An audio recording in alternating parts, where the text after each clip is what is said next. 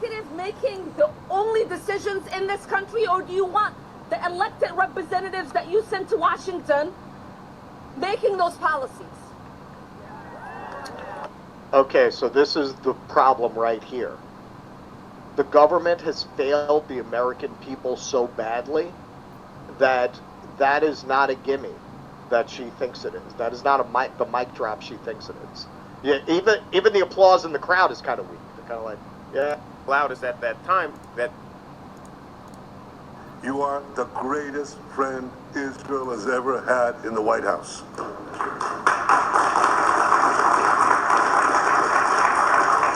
And that's why the people of Israel have such enormous respect for you. In your first term, you recognized Jerusalem as Israel's capital. You moved the American embassy there. You recognized Israel's sovereignty over the Golan Heights. You withdrew from the disastrous Iran nuclear deal. I remember we spoke about it. You said, this is the worst deal I've ever seen. I'm elected, I'm walking out of it. That's exactly what you did. And I think it speaks loudly for just common sense, just looking at things and seeing them as they are. this was inevitable if the Democrats at the time did not change course, and we know how that went. Right, and Ilhan Omar has completely given away her credibility by putting herself in a position where she's defending an organization that I'm sure she knows is a CIA front. I'm sure she knows that better than most, not being from America. All right, so let's see the rest of what she had to say. I am exceptionally upset about USAID. I lived in a refugee camp for 4 years as a child surviving civil war.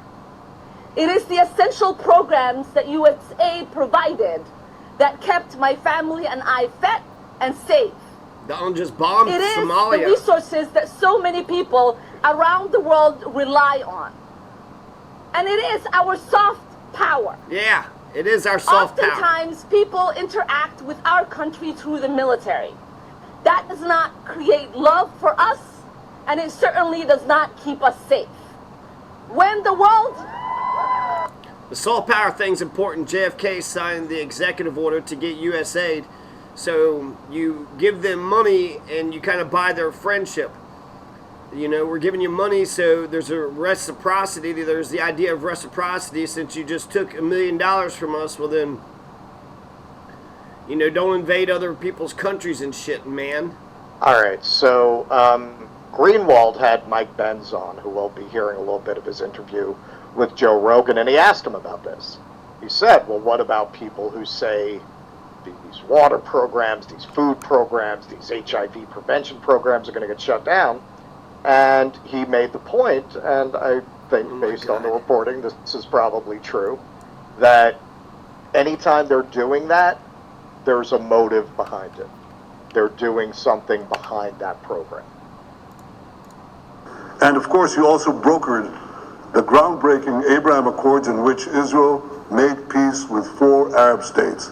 We did this in 4 months. Nothing happened for a quarter of a century, but in 4 months, we were able, working together under your leadership, to have 4 historic peace accords. And now in the first days of your second term, you picked up right where you left off. Your leadership helped bring our hostages home, among them American citizens. You freed up munitions that have been withheld from Israel. They had been withheld from Israel.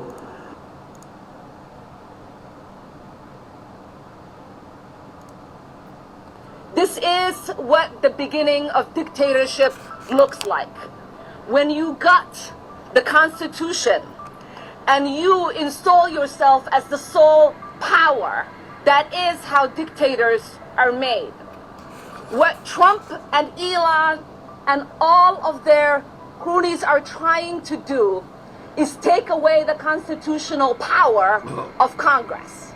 It is us, taxpayers, who are being ripped off. It is us, taxpayers, who are not getting the resources that we paid into. Privileged billionaires who don't give a damn about America and Americans should not be making decisions that put Americans at harm. Elon Musk. Elon Musk, you didn't create US. And here we are. This is what the beginning of dictatorship looks like. When you gut the Constitution and you install yourself as the sole power. In the midst of a seven-front war for our existence, and you just freed it. You ended unjust sanctions against law-abiding Israeli citizens. You boldly confronted the scourge of anti-Semitism. You stopped funding, as you just said, international organizations like UNRWA that support and fund terrorists. And today, you renewed the maximum pressure campaign against Iran. Ladies and gentlemen, all this in just 2 weeks. Can we imagine where we'll be in 4 years? I can. I know you can, Mr. President. For our part, we in Israel have been pretty busy too. Since the horrendous October 7th attack, we've been fighting our common enemies and changing the face of the Middle East. On that infamous day, Hamas monsters savagely murdered 1,200 innocent people, including more than 40 Americans.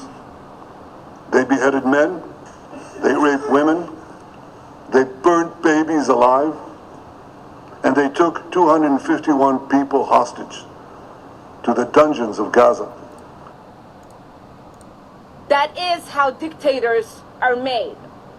What Trump and Elon and all of their cronies are trying to do is take away the constitutional power of Congress.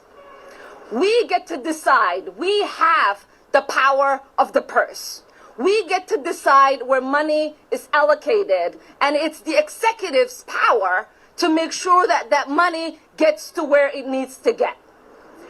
When we talk about civil servants being let go, what we are talking about is not saving money. It's essentially saying they can get paid while they're home and their work doesn't get done on behalf of the American people.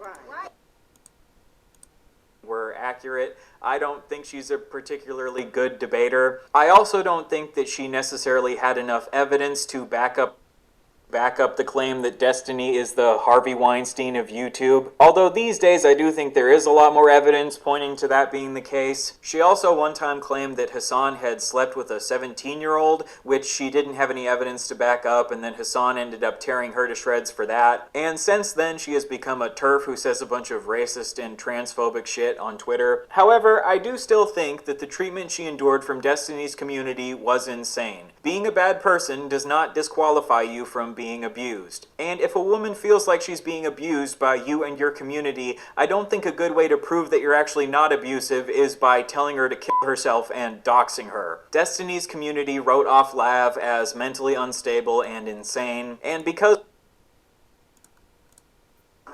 And after this worst attack on Jews since the Holocaust, Iran and its henchmen in the Middle East were absolutely ecstatic. Haniya praised the massacre. Sinwar said that Israel was finished. Nasrallah boasted that Israel was, here's what he said, as feeble as a spider's web. Well, Mr. President, Haniya is gone. Sinwar is gone. Nasrallah is gone. We've devastated Hamas. We decimated Hezbollah. We destroyed Assad. It is us, taxpayers, who are being ripped off. It is us, taxpayers, who are not getting the resources that we paid into. So I ask the American people, do you want people at home and getting a paycheck and not providing services to you? The answer is no. Do you want the executive making the only decisions in this country, or do you want the elected representatives that you sent to Washington making those policies?